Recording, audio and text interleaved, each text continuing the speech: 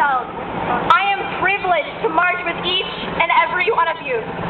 For together we will achieve victory for mothers and their babies, for our country, and for our God. God bless.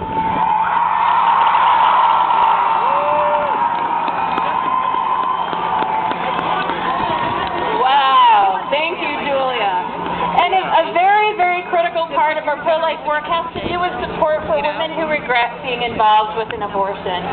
For more than a decade, Silent No More Awareness Campaign has brought a message of hope and healing to hundreds of women in these situations. I am most grateful for our following speaker and for her courage that she would be here with us to share her story. The Chicago Regional Director of Silent No More, Nancy Kreuzer.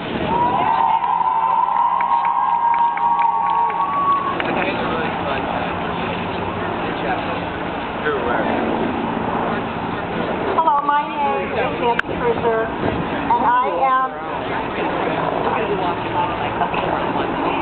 name is Nancy Kreuzer, and I am a regional coordinator with the Silent No More Awareness Campaign, a project of Priests for Life